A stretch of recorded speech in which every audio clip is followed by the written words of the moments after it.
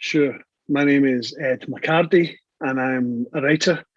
And I wrote on season 14. I wrote 6 episodes, I think 5 or 6 episodes on season 14, the final series of London's Burning.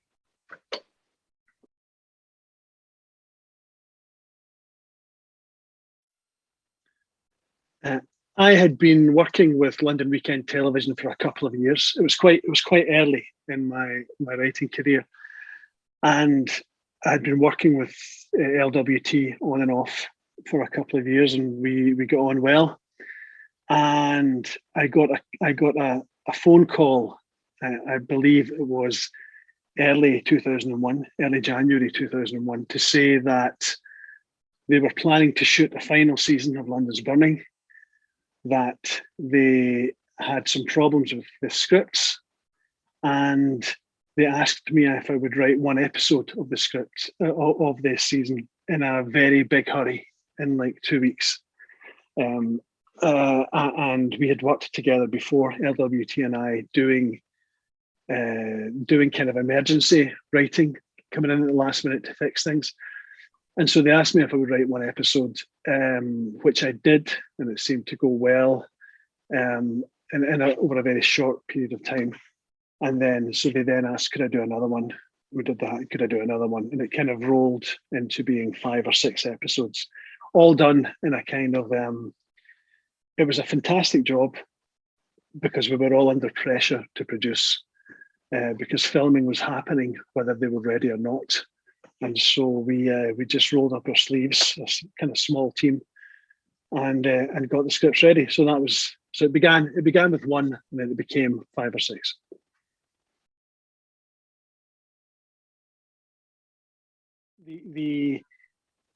From what I understood at the time, there were scripts had been written.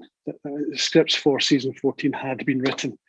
I never saw any of these. I had a good relationship with the producers, a chap called Damien Timmer and Rebecca Keane, and my point of contact primarily was a couple of script editors, young script editors, Matthew Reid and Kate McKinnon, and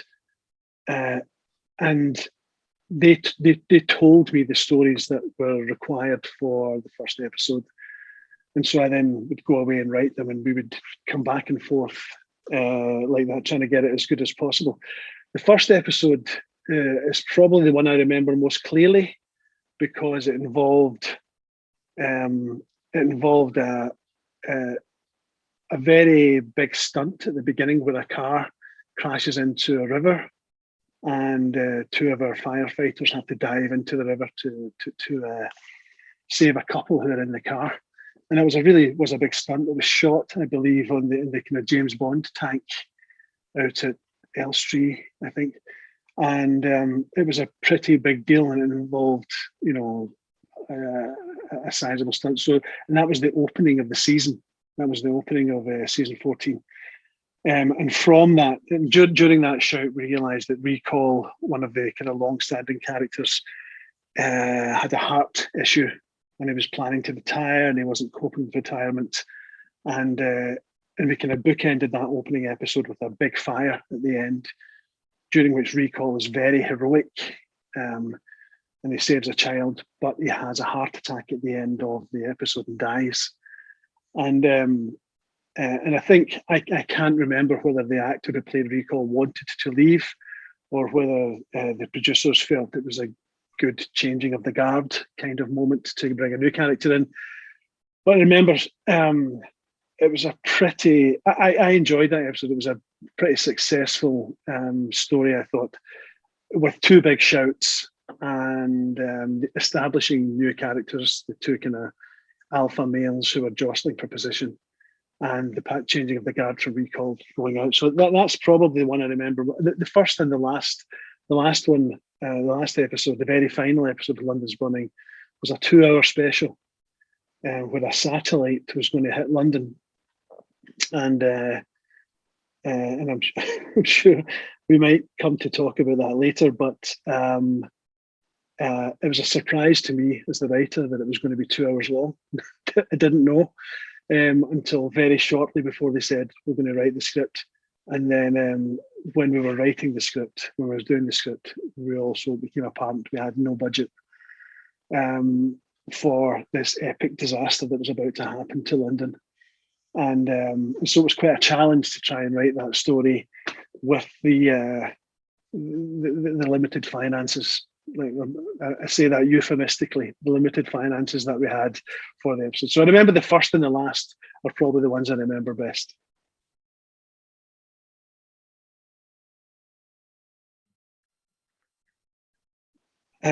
Well, the last episode, I think there were 8 episodes in the season, the final series, and they were standard 1-hour episodes all the way through. And I think when we got to episode 4 or 5, because as you'll probably be aware, there was a very conscious transition from a drama that was based on big, expensive shouts to a drama that was much more based on the private lives of the soap opera, of the felt like soap opera, of the firefighters, and we were aware that the audience might not love it because they weren't getting the big fires and the big stunts that they had previously enjoyed.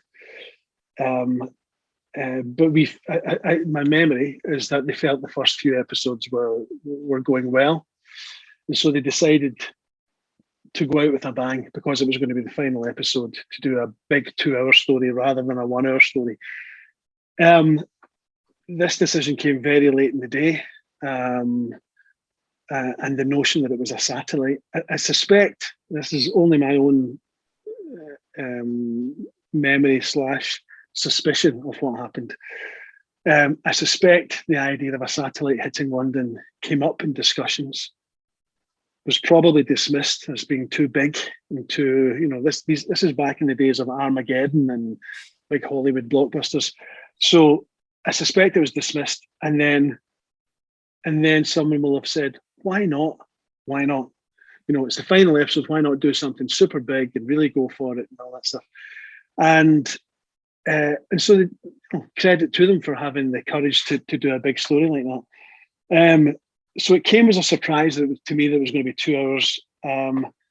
And the bigger challenge still was that we had no money to do exterior shots. So if you look, it's a long time since I've looked at that episode, but if memory serves, almost all of it takes place indoors, on sets, on the built sets, and obviously that's a challenge to build the tension and to make something seem frightening and scary when you actually can't go outside, and we couldn't afford a big shout and anything. And it was, but as I say it, bearing in mind those restrictions, I think it was a cracking team, the kind of creative team that we had, because obviously we were working with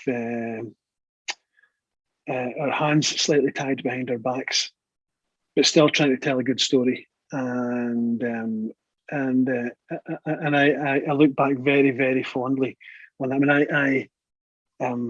During that period, I worked, my entire involvement with London's Burning was, and I looked back through my files in preparation for talking to y'all, and my first document that I have is the 28th of January, and the final document I have is the 17th of April. So it's only about a 12 or 14 week involvement, and that's and that produced 7 hours of scripts between ourselves, the guys in the team and myself, which is crazy fast. It's just nuts. I think the episodes were on TV 3 months later, June or July or something. So I think we achieved a lot in quite trying circumstances. And so yeah, I remember also in the making of that final episode, there was going to be a scene which was a kind of fireman's ball, a party for the firemen, and I have a feeling it was going to be held at Leyton Orient Football Club. They had the location. It was either Leyton Orient or West Ham, because it wasn't George a big West Ham fan, the character of George. I think it was maybe it was the old Boleyn ground, maybe it was old Upton Park. But but then at the last minute, they realised that the scene had to be pulled because we didn't have the money for the costumes. We couldn't afford tuxedos and nice dresses and all that kind of stuff. And so it was that level of financial restriction that we couldn't afford to rent tuxedos and so on. And so it was kind of thinking on your feet and adapting and improvising sort of thing. And so it was that kind of roll your sleeves up sort of thing. I live in Scotland, I lived in Scotland back then, and I was living in out of suitcase in hotels for kind of 6 weeks, sometimes sleeping in the office on a kind of 2-seater sofa. I'm not a small man, so that was quite uncomfortable. To try and get scenes ready for the following morning so that people could start to prep and do their job. It was an all hands to the pump sort of thing, and a fantastic thing to do early, certainly early in my career, yeah.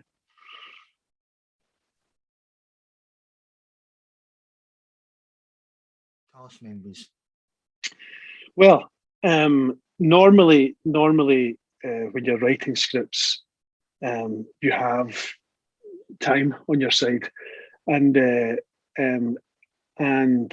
writer will, especially these days, maybe not kind of 20 years ago, but these days the writer will be involved with all the way through development, and still be around when things are being shot, and still go to set and be involved in rewrites and so on.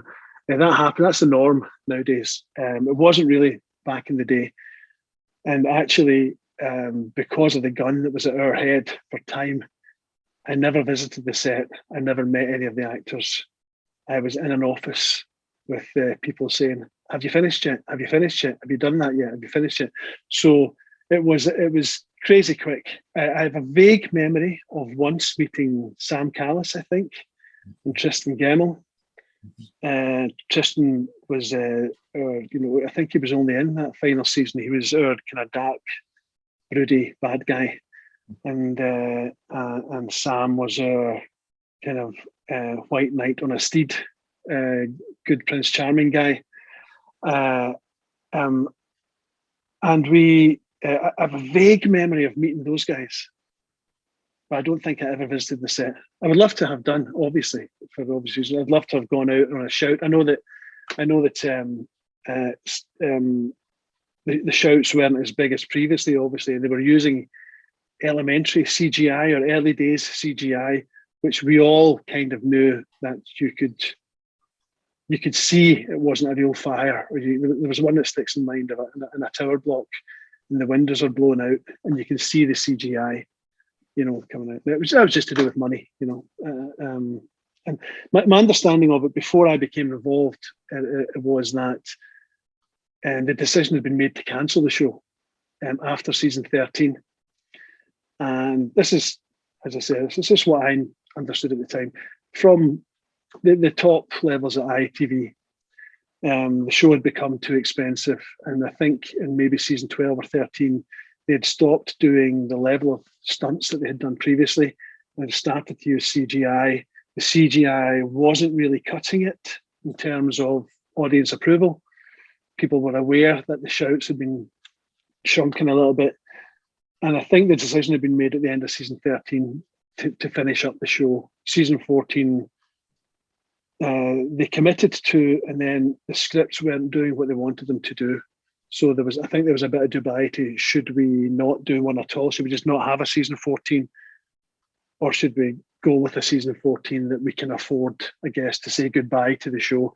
And they obviously did the latter, to say goodbye to the show. Yeah,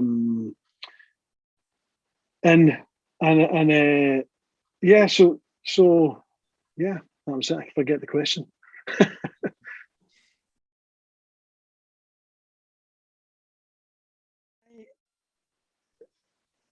From what I remember, the introduction of Mick Callaghan was it as the new station officer, and this kind of damaged bad guy Frank Mooney as the alpha male in the station. I I enjoyed kind of developing that rivalry, and there was once or twice where I think we brought it to quite a good head. I probably think we made a mistake in having them be love rivals in a sense. That was a bit traditional and soapy, I feel. But the challenge that we had was to make the personal lives of the firefighters interesting and conflicting without it being centered around shouts, without it being centered around fires and things and stunts that we couldn't afford. So, yeah, I mean, I liked both of those characters. I liked Mooney and I liked Callan. There was a storyline in the final episode where I think Adam, Sam Callis's character, had kind of let himself down in episode 6 or 7. And we had a kind of redemptive story for him in the final episode where he saves a girl from an overdose, and it's pretty heroic. I think he kicks her door in and he finds her in the bath and he gets her to hospital. And I kind of enjoyed that because it was just a purely character moment. It wasn't really, didn't have to be a firefighter to do that. It just had to be an honourable guy. And I quite enjoyed that. And maybe why that sticks in my head as well was as it was being filmed, and we'd written the scenes, and it wasn't an epic story, it wasn't a major story, it was just a character story. But he has to save her, and he gets her downstairs, and he gets her. I believe he puts her in his car, and he takes her to hospital, so they can't raise an ambulance. But we were told that again we couldn't afford to film outside. We had to film it all inside his flat, and we had this epic story planned of him getting to hospital, keeping her alive as he's rushing to hospital, and that kind of stuff. And we had to kind of, at the last minute, kind of tweak that to keep the story tense and to keep it dramatic while only shooting indoors. And I think I have a vague memory of that when I finally watched the episode. I wasn't involved in post-production, in editing and things. That was all done. I was gone by that time.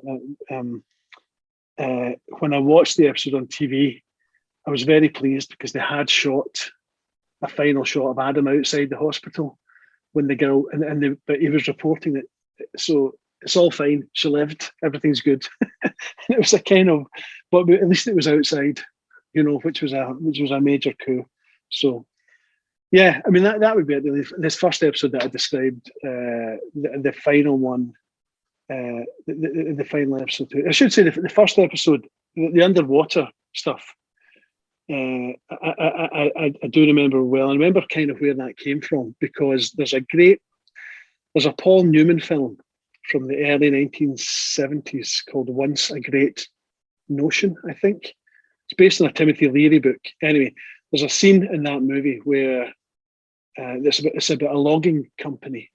And there's a scene in the movie where there are two logging companies fighting for territory, and in that movie, they're trying to run. These two trucks are trying to run each other off the road, and one of the trucks ends up in a river, and one of the main characters ends up trapped under a log in a river. And it must be a sea, not a sea loch, but it's got a tide coming in, and the tide gradually rises, and the guy is drowning under the water, and it's what they do to get air to the guy under the water, and that was a kind of starting point for that storyline in the first episode of the season. But yeah, you have to forgive me; it's sketchy in my brain from a while ago.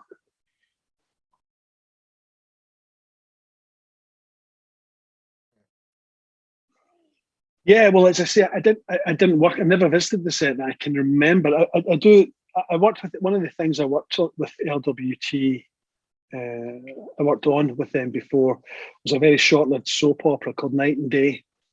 I think that might have been my first job in TV, maybe my second. But and that was filmed at Three Mills Studios. So I did go to Three Mills Studios, and I can't remember if it was for Night and Day or if it was for London's Burning briefly.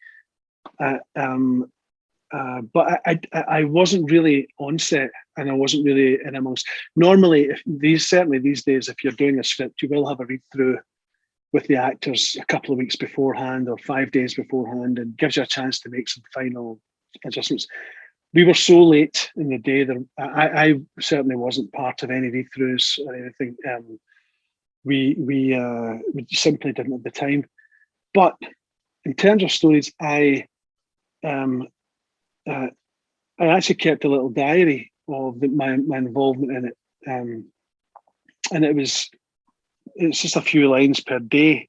But when I glanced through it, when you made contact, I glanced through it, and it's for about 10 weeks, and I was laughing with my wife about it, because I'm sleeping on sofas, I'm sleeping on floors, I'm having meetings that finish at 11 o'clock at night, and then writing scenes through the night for the following morning. Then I'm going back to the hotel to sleep from 9 o'clock till 2 o'clock, and coming back in for another meeting.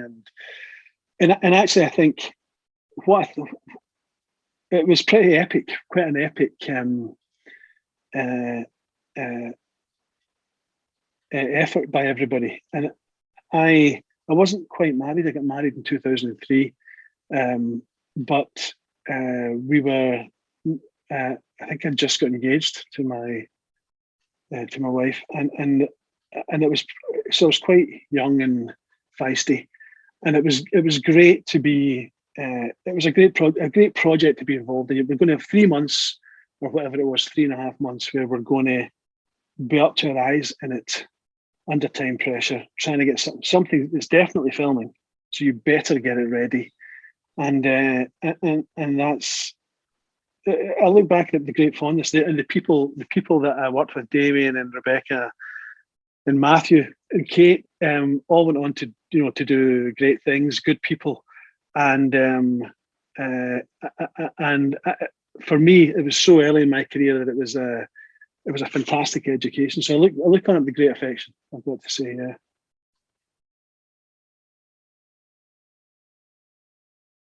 Oh. I loved writing for Poison Pierce. I loved writing for George.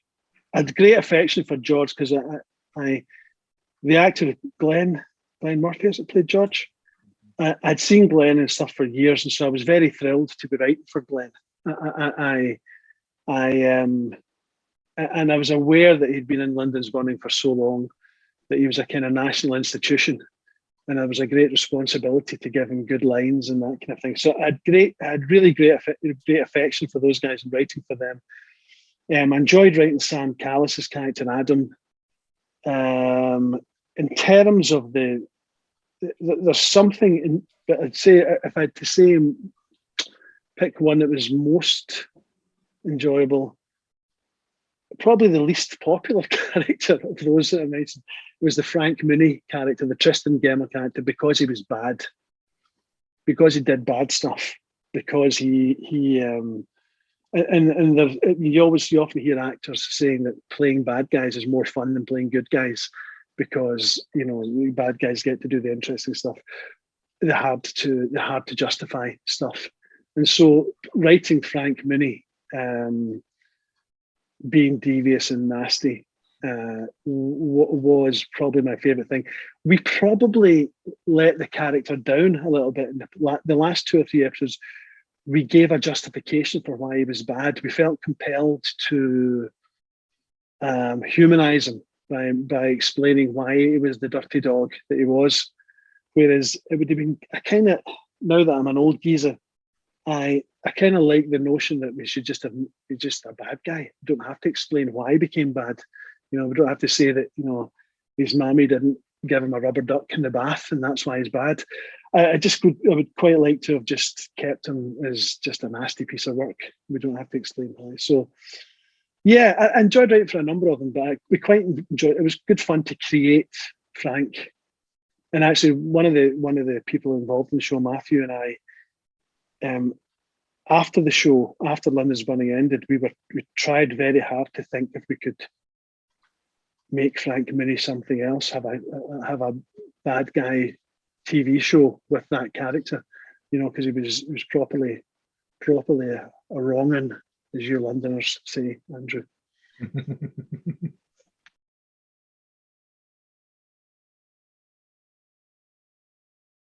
I met a couple of the directors. They must have come to the office to talk about scripts. I was based in the office. I know that the production offices were at Three Mills Studios in the east of London.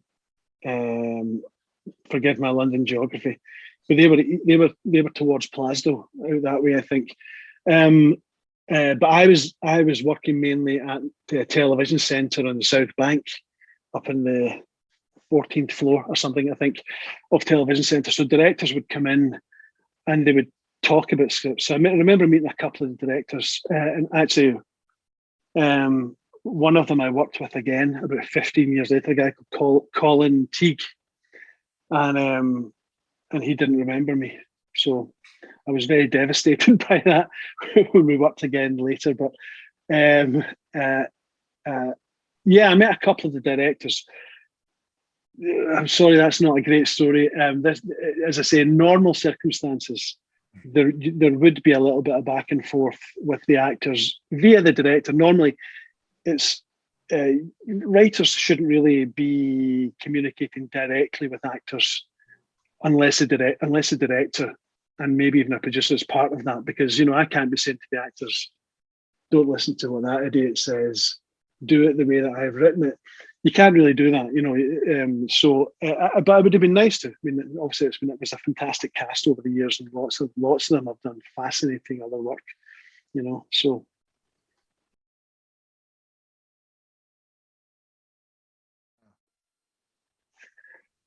Well, I'm still writing for television and occasionally producing. I went on from London's Burning, and I still live in Scotland, although I haven't really ever worked here. All my work is down south in England or occasionally America and in Europe.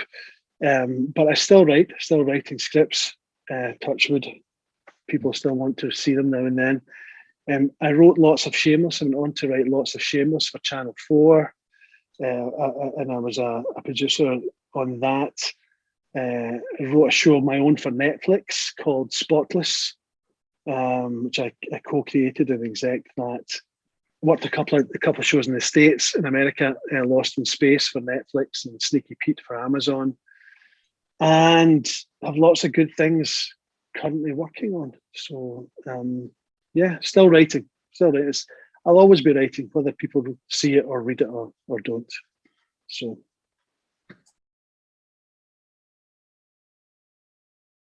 Very much. Oh, thank you, Andrew, and I hope this is in some way interesting to all. I should say one final thing I would say is I am aware that some of the London's Burning aficionados felt season 14 wasn't as big as it should have been as some others, and I do remember one of the original fan book pages called me the pornographer who killed London's Burning because of the stories in season 14. I actually think we were able to give the show a send-off, which there was a version of events where it never got a season 14, just stopped. So I hope what was talked about here today is of interest in some way to London's Burning fans, and it was a joy to work on, and I'm really happy to speak to you about it.